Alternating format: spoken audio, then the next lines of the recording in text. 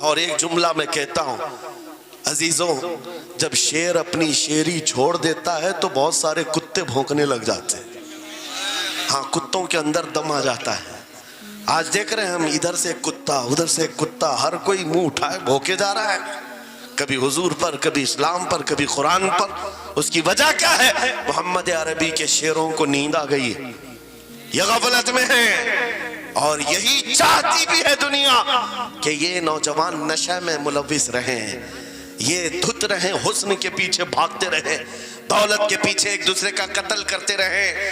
دنیا یہ چاہتی ہے محمد عربی کے شیروں میں ہوش کبھی نہ آئے، ورنہ ان کو بھی پتا ہے کہ جس دن یہ کھڑا ہو گیا بہت سارے کیڑوں کی موت آ جائے گی، بہت سارے کتوں کو یوں ہی کھجلی شروع ہو جائے گی۔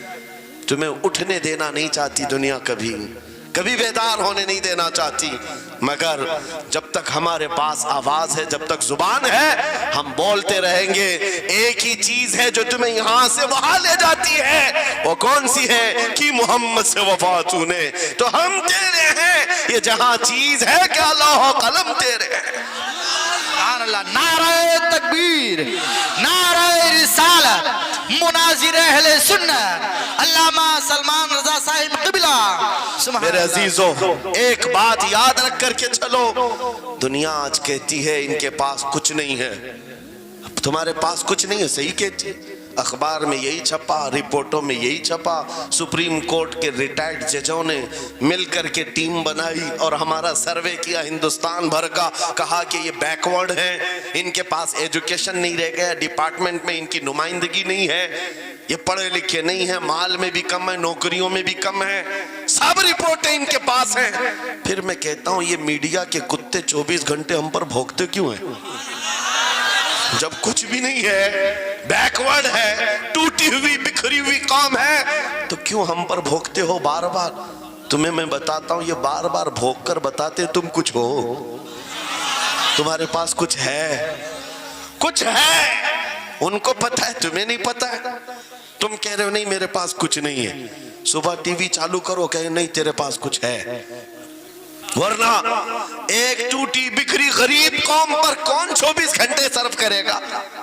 ہمیں پتہ ہے سارے الیکشن بھی ہمارے نام سے لڑے جاتے ہیں، ہاں تمہارے مجمع اس وقت تک گرم نہیں ہوتے جب تک ہمارا نام نہ لے لو، ہاں دوسروں کو ڈرانے کے لیے ہمارا نام چاہیے، اور کئی میڈیا، دجالی میڈیا کے چینل چلتے ہیں، ان کی دکان ہمارے نام سے۔ یہ ساری باتیں آپ کو صرف اس لیے بتاتا ہوں، وہ بھونک بھونک کر بتا رہے ہیں کہ تمہارے پاس کچھ ہے، کچھ ہے، وہ کیا ہے؟ کچھ بات تو ہے کہ مٹتی نہیں ہستی ہماری۔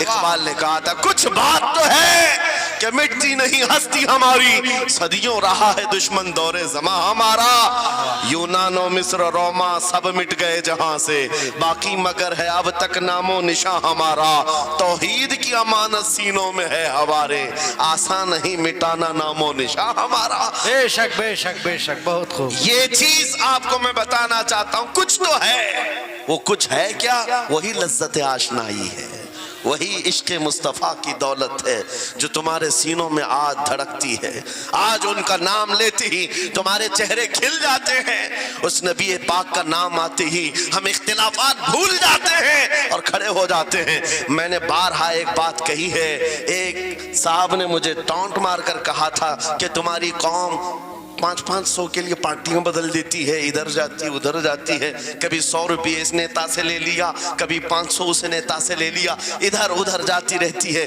میں نے ان سے کہا تھا اصل بات یہ ہے ان کے سامنے سب برابر کے چہرے ہیں، اس لیے ادھر سے بھی لیتے ہیں ادھر سے بھی لیتے ہیں، سب جگہ سے لے لیتے ہیں۔ اگر آپ کو دیکھنا ہے 10 کروڑ لے کر کے آؤ، ہمارے کسی جوان کو بلاؤ، اور سامنے نیتاؤں کو مت رکھنا، ایک طرف تمہارے پیسے اور ایک طرف گنبد خضرا کو دکھانا، اور پھر پوچھنا یہ لیتا ہے یا وہ لیتا ہے۔ آج ایک غریب جوان کے بارے میں بھی میرا یقین یہ ہے تیرے 10 کروڑ کی دولت کو ٹھوکر مارے گا اور پھر کہے گا اپنا سب کچھ گنبد خضرا کل بھی تھا، اور میرے نبی سے میرا رشتہ کل بھی تھا اور آج بھی ہے، آج بھی ہے۔ یا رسول اللہ، میرے عزیزوں، دیوانوں کے لیے کوئی وقت نہیں ہوتا۔ میں نے ایک بار محسوس کیا تھا، مدھیہ پردیش میں ایک جلسہ تھا اور ان کا بہت زیادہ اصرار تھا کہ سنڈے کو ہی آپ تاریخ دیجیے۔ تاریخ مل گئی اور اتفاق ایسا کہ مجھے سفر کرنے کی اجازت ہی نہیں ملی، مجھے فلائٹ میں جانے ہی نہیں دیا گیا۔ جلسہ بہت بڑا سجا تھا۔ ہم نے ان سے کہا کہ آج نہیں آ سکتے، کل آئیں گے۔ ان لوگوں نے تھوڑا سا نروس پن دکھایا، لیکن میں نے کہا اللہ اور اس کے رسول پر بھروسہ رکھو، بات ہماری نہیں ہے، حضور پاک کی ہے، وہ خود ہی جمع کریں گے۔ سبحان اللہ۔ دوسرے دن پیر کا دن تھا، وہ کہہ رہے معمول کے خلاف ہو جائے گا، سنڈے کو لوگوں کی چھٹیاں ہوتی ہیں اور سب جمع ہوتے ہیں، لیکن پیر کے دن جب ہم وہاں پہنچے تو اتنا بڑا جم غفیر تھا کہ صرف وہ ہمیں لینے کے لیے آئے تھے 800 گاڑیاں لے کر کے، اور جب میدان بھرا ہوا دیکھا تب میں نے ایک بات عرض کیا تھا کہ سنیوں کے ہاں کوئی سنڈے نہیں ہوتا ہے۔ واہ واہ واہ، بہت خوب، بہت خوب۔ سنیوں کے لیے کوئی سنڈے نہیں ہوتا۔ جو رات میرے مصطفیٰ کے نام کی ہے وہ عید کی رات ہے۔ سبحان اللہ، سبحان اللہ۔ جب میرے آقا کا تذکرہ ہو وہ ہماری عید کی رات ہے۔ عزیزان گرامی، میں نے آیت کریمہ وہی پڑھی ہے، رب تعالیٰ فرماتا ہے النبی اولا بالمؤمنین من انفسہم، نبی مومنوں سے ان کی جان سے زیادہ قریب ہے۔ اس کا ترجمہ اگر عشق کی زبان میں سننا ہے تو بریلی سے آواز آتی ہے، جان ہے عشق مصطفیٰ، روز فزوں کرے خدا، جس کو ہو درد کا مزہ ناز دوا اٹھائے کیوں۔ نعرہ تکبیر، نعرہ رسالت، مسلک اعلی حضرت، مناظر اہل سنت۔ سبحان اللہ۔ میری پوری گفتگو ایک جملے پر چلے گی، میں آپ کے سامنے وہ عرض کرتا ہوں۔ اقبال نے کہا تھا یہ غازی یہ تیرے پر اسرار بندے، جنہیں تو نے بخشا ہے ذوق خدائی، دو نیم ان کی ٹھوکر پہ دریا وہ صحرا، سمٹ کر پہاڑ ان کی ہیبت سے رائی، دو عالم سے کرتی ہے بیگانہ دل کو۔ یہ جملہ ہے، توجہ کریں، دو عالم سے کرتی ہے بیگانہ دل کو، عجب چیز ہے لذت آشنائی، عجب چیز ہے لذت آشنائی، جسے حضور کی آشنائی ملی ہو، نبی پاک کی محبت ملی ہو، اسے پھر دنیا کی کوئی پرواہ ہی نہیں ہوتی۔ کون کیا کہہ رہا ہے، اس کے ساتھ کیسے حالات ہیں وہ کبھی نہیں دیکھتا، بلکہ اس کا حال تو یہ ہے جس طرف میرے سرکار کا غلام چل پڑتا ہے زمانہ اسی طرف چل پڑتا ہے۔ وجہ یہی ہے آج ہم لوگ جو حالات دیکھ رہے ہیں، مسئلہ یہ ہے کہ لذت آشنائی نہیں ملی ہے۔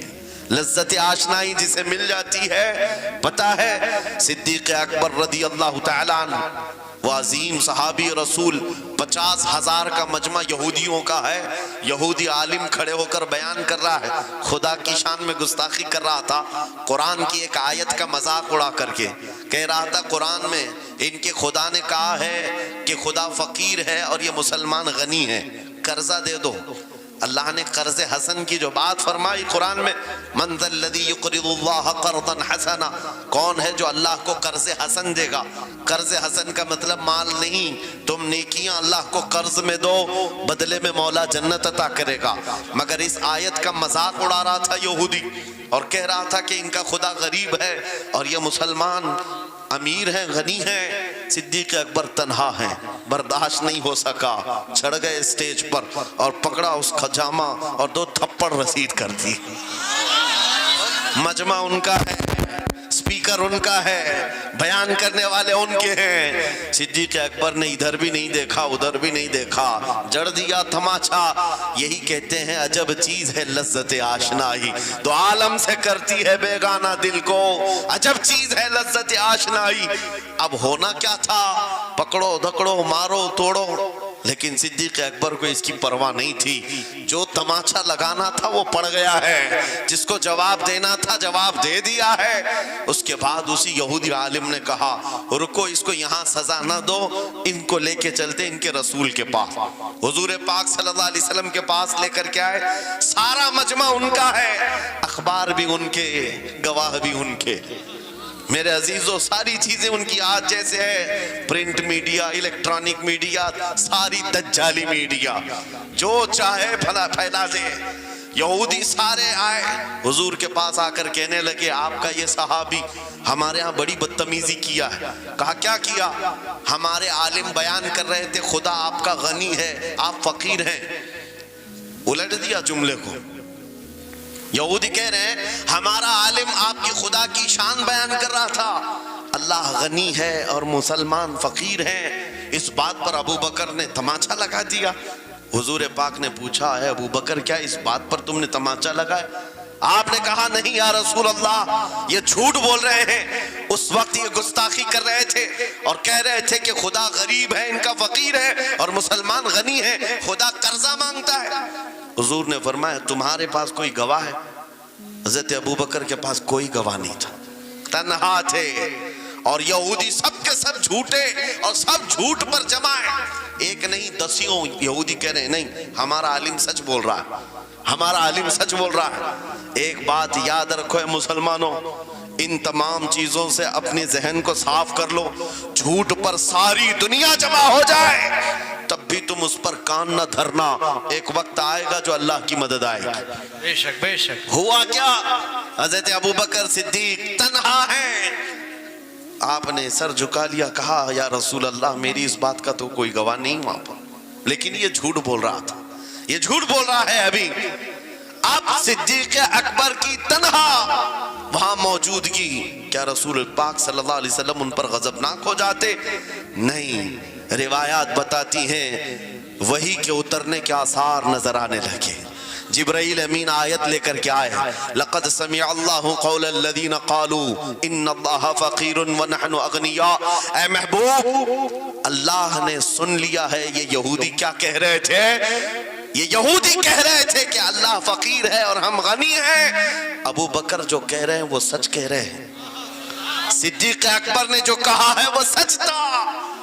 اب مجھے بتاؤ میرے عزیزو، یہ سارے مجمع کی پرواہ نہ کرتے ہوئے حق کے لیے کھڑے ہونے کا نام صدیق اکبر ہوا کرتا۔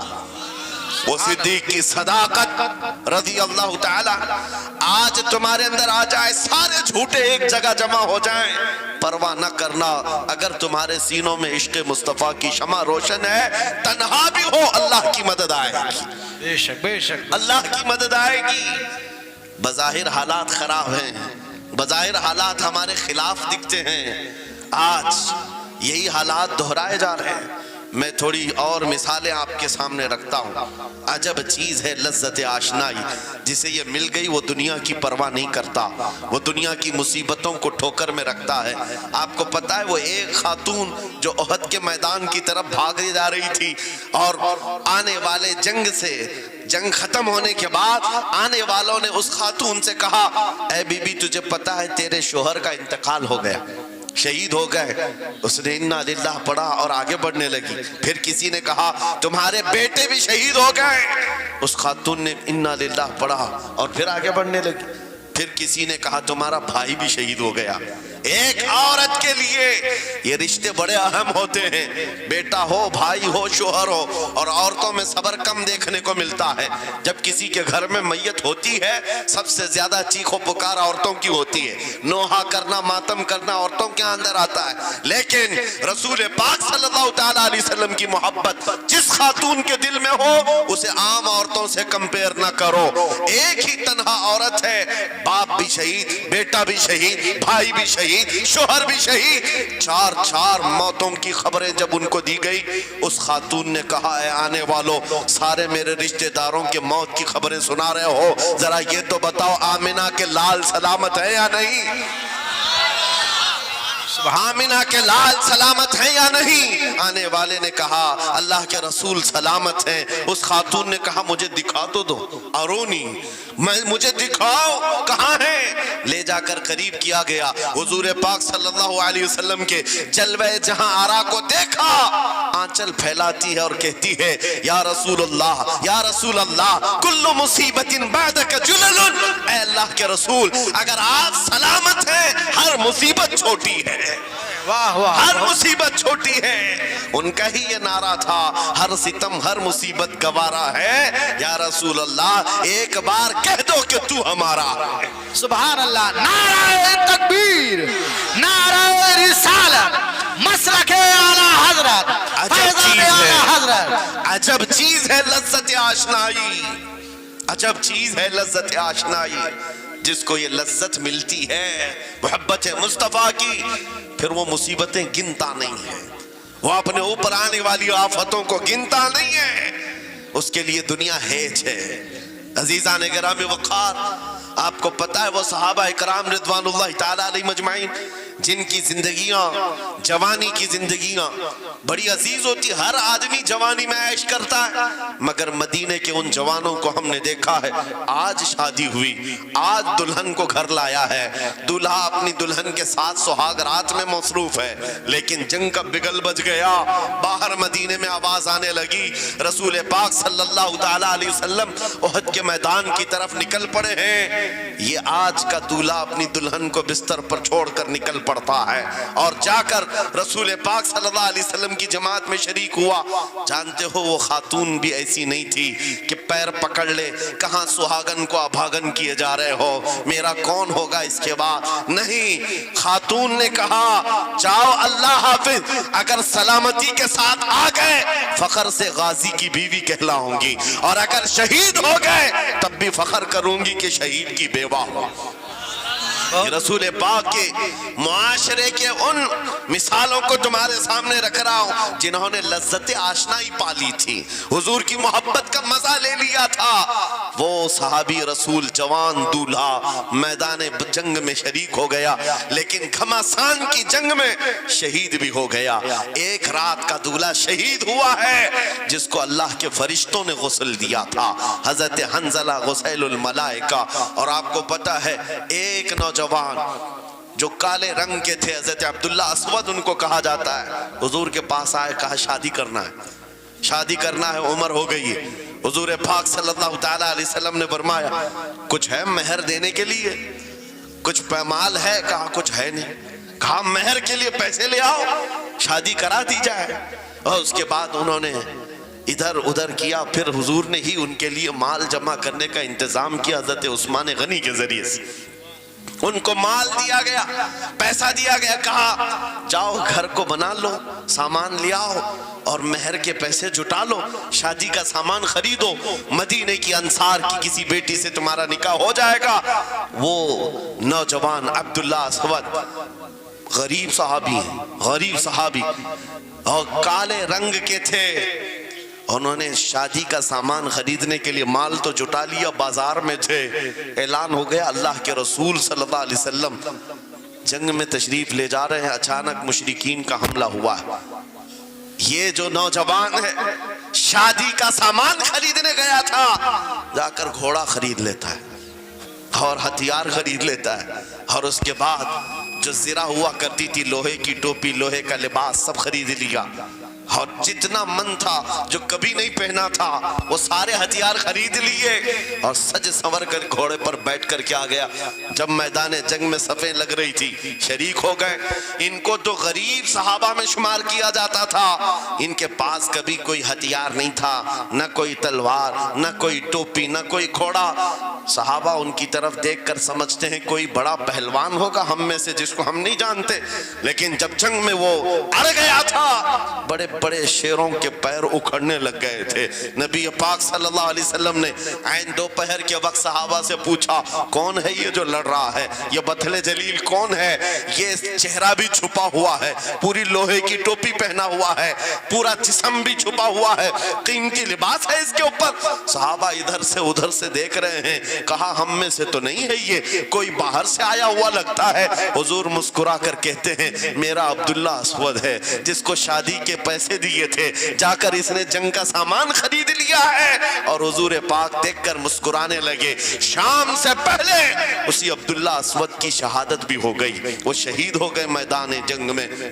جانتے ہو نبی کریم صلی اللہ تعالیٰ علیہ وسلم خود چل کر تشریف لائے اور ان کے سر سے زرہ اتاری، ٹوپی اتاری، خود کو اتارا اور اپنی گود میں ان کا سر رکھا، ان کے چہرے سے مٹی کو صاف کیا۔ صحابہ کہتے ہیں اس قسمت پر قربان جائے، حضور کی گود میں ان کا سر دیکھ کر کے ہمیں رشک ہونے لگا۔ پھر حضور فرماتے ہیں من المؤمنین رجال صدقوا ما عاہدوا اللہ علیہ، مومنین میں سے کچھ بندے ایسے ہیں جنہوں نے اللہ سے کیا ہوا وعدہ پورا کر دیا ہے۔ میرے عزیزو، یہ کٹ گئے، ختم ہو گئے، اپنے آپ کو فنا کر دیا۔ کون سی چیز تھی جو انہیں میدان میں لے آتی تھی؟ کون سی چیز تھی جو انہیں بستر سے اٹھا لاتی تھی؟ کون سی چیز تھی جو بازار میں شادی کے سامان خریدنے سے بدل کر وہ ہتھیار خریدنے پر آ جائیں؟ ارے جنگ میں جانا کوئی کرکٹ اور فٹ بال کا میدان نہیں ہے، ہتھیلی میں جان لے کر کے جانا ہے۔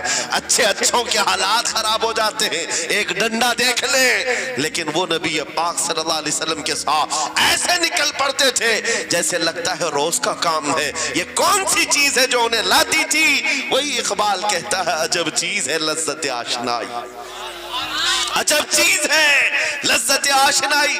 بدر کے میدان میں حضور جا رہے تھے، ایک گھر میں رات کو لڑائی چل رہی ہے، کس کے درمیان؟ باپ اور بیٹے کے درمیان۔ باپ بوڑھے ہو گئے ہیں، بیٹا لڑ رہا ہے، ابا آپ نہیں جائیں گے، آپ گھر میں رہیں گے، میں جاؤں گا۔ باپ کہتے ہیں نہیں بیٹا تو گھر سنبھال، میں جاتا ہوں، میری عمر ہو گئی ہے، میں جاؤں گا حضور کے ساتھ۔ تکرار اتنی بڑھ گئی کہ انہوں نے قرآن اندازی کی، چٹی ڈالیں گے جس کا نام نکلے گا وہ جائے گا۔ قرآن اندازی ہوئی تین بار بھی ہوئی تو بیٹے کا ہی نام نکلا۔ باپ نے کہا مجھے نہیں چاہیے یہ تیری قرآن اندازی، میں حضور کے پاس لے چلتا، میں حضور کے پاس جاؤں گا۔ عجب چیز ہے لذت آشنائی۔ حضور کے ساتھ جانے کا جذبہ کیسا تھا؟ ارے وہ قرآن اندازی کر رہے ہیں اپنے آپ کو قربان کرنے کے لیے۔ کوئی مٹھائی کی تقسیم نہیں ہو رہی تھی کہ جا کر کے مٹھائی ایک لڈو لے آئیں گے، وہ جنگ کے میدان میں جانے کے لیے قرآن اندازی کر رہے ہیں۔ باپ بیٹے کی تکرار، پھر آئے بارگاہ مصطفیٰ میں، دونوں نے دلیلیں رکھی۔ باپ نے کہا یہ جوان ہے گھر سنبھالے گا، مجھے آپ کے ساتھ جانے کی اجازت دیجئے۔ بیٹے نے کہا یا رسول اللہ میدان جنگ جوانوں سے زیادہ بھرپور ہونا چاہیے، طاقت کا زیادہ استعمال ہوتا ہے، میرے باپ کو آپ کہیں گھر پر دیکھیں، یہاں کے حالات وہ سنبھالیں، میں آپ کے ساتھ چلوں گا۔ حضور پاک نے جوان کی بات سن لی اور بوڑھے صحابی سے کہا آپ گھر پر رہیں، آپ کا جوان جائے گا۔ اتنا جملہ کہنا تھا، چیخ نکلی ان کی، دھاڑے مار کر رونے لگے، کہا ہائے افسوس، اس بڑھاپے پر تف ہے مجھے، اس بڑھاپے نے مجھے نبی سے دور کر دیا۔ عجب چیز ہے لذت آشنائی، عجب چیز ہے لذت آشنائی۔ وہ بوڑھے ہو جاتے تب بھی یہ سوچتے کہ حضور کے ساتھ جانے کا موقع ملے۔ ایک خاتون آئی، میں یہ سب مثالیں رکھتا ہوں، اے نوجوانوں پھر تم سے پوچھتا ہوں کیا لذت آشنائی تمہیں بھی ملی ہے؟ حضور کی بارگاہ میں اپنے آپ کو فدا کرنا یا اپنی دنیا کو ٹھوکر مارنے کا جذبہ کبھی آیا ہے؟